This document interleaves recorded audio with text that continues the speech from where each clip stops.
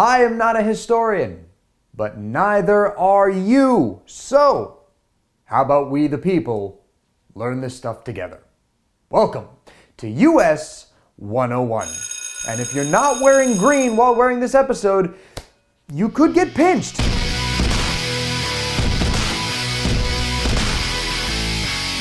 This past weekend here in Chicago, we were quite festive, man. We dyed the city's river green, we had bagpipers marching through the streets, and every single bar in this city was packed with people ordering drinks on drinks. Now, all this revelry was not due to the fact that Chicago is proud to be a drinking city and will party like that at the drop of a hat. Now, this past weekend, the city of Chicago, along with many other cities in the United States, celebrated St. Patrick's Day, even though the actual holiday is this Friday. So instead of a weekend of St. Patrick's, we, I guess, are going to be celebrating a whole week of St. Patrick's?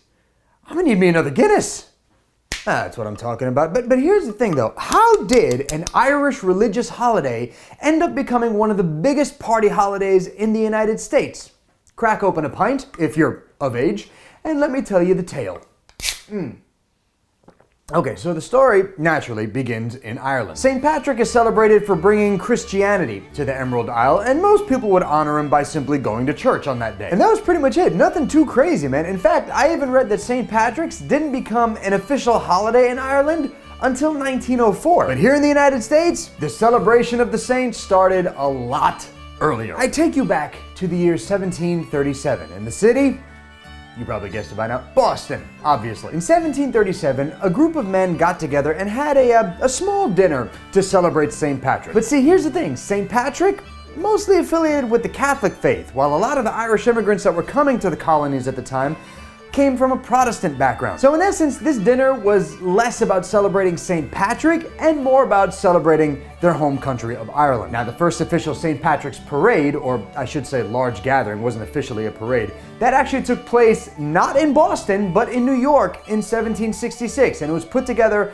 by a bunch of Irish soldiers that were fighting in the British Army. And then the first official St. Patrick's celebration took place in, not Boston again, but in Philadelphia, 1771. It was put together by a group called the Friendly Sons of St. Patrick, and this group was put together to provide relief to incoming Irish immigrants. Now, besides all the celebrations and the parades that were slowly starting to come up, another advocate of St. Pat's was a man that we all know very well, General George Washington. March 17, 1780, during the Revolutionary War, when Washington's army is in Morristown, New Jersey, Washington writes a letter and declares that March 17 would be a day of rest for his soldiers as a way to honor Ireland pulling away from British rule overseas. Now, while this was a cool move by Washington, at the same time, in that letter, he also kind of comes off as a little bit of a lame ass because he pretty much dictates how the soldiers can go about taking their day off. He writes, quote, "The celebration of the day will not be attended with the least rioting or disorder. The officers to be at their quarters in camp,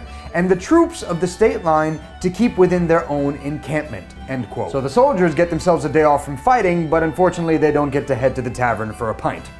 Thanks a lot, General. Now, as time goes on, more and more Irish immigrants are coming to the United States, and with that, the St. Patrick's celebrations continue to grow. But let's not forget that a lot of Americans, especially in the 19th century, were not too fond of Irish immigrants coming to the United States because a lot of quote-unquote natives viewed Irish immigrants as violent drunks that were riddled with disease that were coming over to taint the land and to take their jobs away from them. So for the Irish, these St. Patrick's Day celebrations became a way to show pride in their identity and in their Catholicism. So even though the Irish were facing quite a bit of prejudice, they still continued to come to the United States. And again, the celebrations got even bigger. In 1848, the St. Patrick's Day Parade in New York City became an official event when several Irish societies bonded together and formed this massive civilian parade. And since then, the New York St. Pat's Parade has become one of the largest parades, not just in the United States, but on the planet. It's said that around 150,000 people march in the parade, and around 3 to 4 million people go to Manhattan to see the parade in person. Now, not far behind New York, there's another city in the United States that takes a lot of pride in its St. Patrick's Day Parade. And I know you're probably thinking like Boston or Philly or Chicago or Seattle maybe, you know, the Emerald City of the United States, but no, none of those cities. I'm not talking about any of those places. In fact, I'm talking about Savannah, Georgia. That's right, guys, Savannah, Georgia, they're known for holding another one of the largest parades in the United States for St. Patrick's Day. And on top of that, they're the only city in the United States that holds their parade on St. Patrick's Day. Most cities hold it, the weekend before. It's kind of cool, man. Savannah's history with St. Pat's kicks off back in 1813 when a group known as the Hibernian Society, which is another society that was formed to provide relief for Irish immigrants, they held a very small and private ceremony for St. Pat's in a church in the city. But then in 1824, the society pretty much had an open call for all Irishmen that were living in Savannah, and they invited them to come march with them in the streets to serve as the city's first parade for the Irish Saint. And since then, their parades have continued to attract tons of spectators. In fact, in 2012, organizers say that 1 million people went to Savannah, Georgia to check out their parade. Now, obviously, one of the main features of St. Patrick's Day is all the drinking. So much alcohol being consumed, but there is actually a reason for this. St. Patrick's Day takes place during Lent, which is a stretch of time leading up to Easter that Christians give up a lot of things like meat, they give up drinking, they give up things that they enjoy for 40 days. But during the Lenten season, St. Patrick's Day was the one day during Lenten season that you could break your fast and you could just consume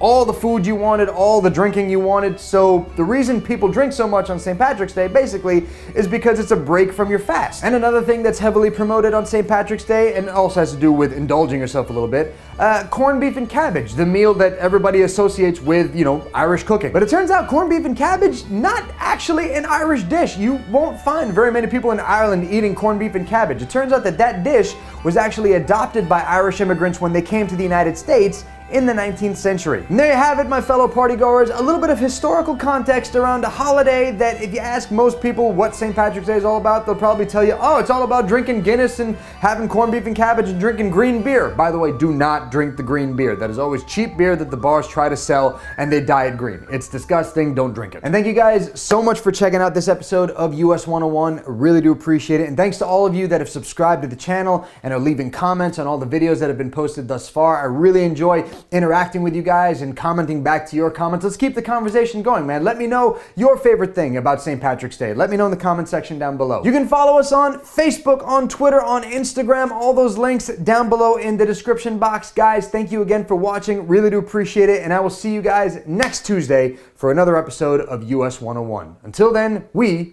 are all done. Grab a Guinness, drink responsibly if you are of age to drink on St. Patrick's Day, and I will see you next week. Luck of the Irish be with you. I need another Guinness! I need another Guinness, please.